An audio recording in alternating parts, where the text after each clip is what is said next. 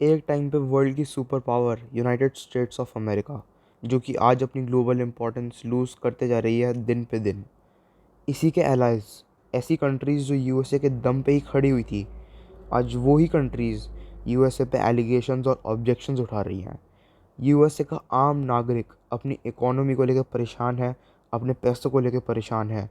पूरे वर्ल्ड में यूएसए के खिलाफ ऑब्जेक्शंस उठ रहे हैं, और ये वही देश है जो पूरी मीडिया को एक टाइम पे कंट्रोल करता था। बट आज के टाइम पे इनका पेंटागन या फिर इनकी गवर्नमेंट्स कुछ भी कंट्रोल नहीं कर पा रही है, ना तो इनकी मीडिया ना इनका इकोनॉमी। ऐसा क्यों है, इस वीडियो और इस सेगमेंट के अंदर हम पूरा डिस्कस करने वाले हैं। तो जितने भी गवर्नमेंट ऑफिशियल्स इस टाइम पे यूएसए में बैठे हैं, धीरे धीरे उनकी रिपोर्ट्स सामने आ रही हैं कि एक्चुअली में सबको ये बात पता है कि यूएसए की जो गवर्नमेंट है वो उसे कंट्रोल नहीं करती है। यूएसए की डीप स्टेट उसे कंट्रोल करती है। बट हाल ही में जो फॉर्मर प्रेसिडेंट थे, Donald Trump, United states of America के, ये ऐसे थे जो वहाँ की डीप स्टेट की बात नहीं सुनते थे। अगर आपको डीप स्टेट का कॉन्सेप्ट नहीं पता है तो मैं बिल्कुल समरी में बता देता हूँ। बेसिकली जो यूएसए की आपको गवर्नमेंट दिखती है, टू पार्टी सिस्टम, वो इलेक्शन से जो पार्टी जीतती है, एक्चुअली उस पार्टी का रूल होता ही नहीं है, बट कुछ मेंबर्स ऑलरेडी ऐसे सेलेक्टेड पोजीशंस पे हैं जो कि यूएसए को गवर्न करते हैं। बट ट्रंप उनमें से नहीं थे, इसलिए ट्रंप इलेक्शंस हारे एंड ट्रंप को हाल ही में अरेस्ट कर लिया गया।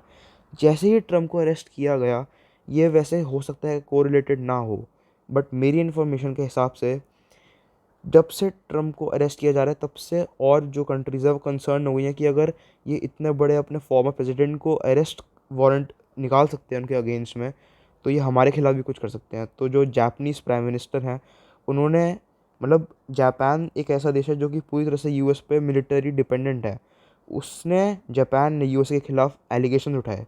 साथ ही साथ जापान को देखते हुए मलेशियन एलिगेशंस उठाए यूएसए पे इनके डिप्लोमेट्स ने, और ऊपर से सऊदी अरेबिया, जो कि पूरी तरह से उनकी जो इकोनॉमी है, जो उनकी मिलिट्री एक्सपेंडिचर है, वो यूएसए के साथ एंड टू एंड अलाइंड है, उन्होंने भी ऑब्जेक्शंस और एलिगेशंस उठाए कि अब हम यूएसए का साथ नहीं देंगे।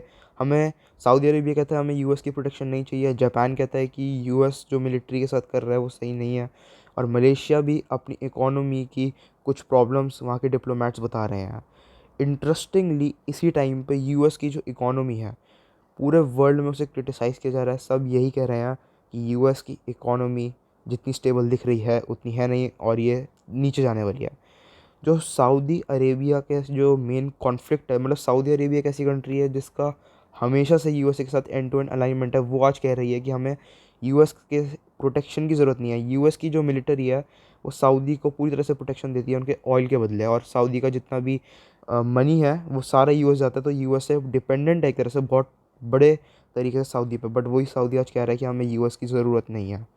ऐसा क्यों हो रहा है कि प्रेसिडेंट बाइडन की जब से गवर्नमेंट आई है, ये सारी चीज़ें ज़्यादा से ज़्यादा हो पा रही हैं, और लोग कहते हैं कि ट्रंप ने इसे काफ़ी हद तक हैंडल करा हुआ था।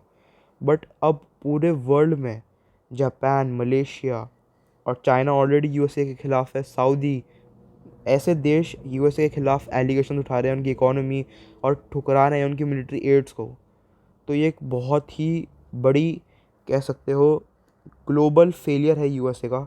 और अब क्या फिर पेंटागन, जो कि यूएसए की डीप स्टेट को भी कंट्रोल करता है, गवर्नमेंट्स को, क्या ये कंट्रोल कर पाएगा? क्या इनके मिलिट्री लीडर्स, पॉलिटिकल लीडर्स ये सब कंट्रोल कर पाएंगे? हमें कमेंट सेक्शन में बताइए, और मिलते हैं हम अगले सेगमेंट में।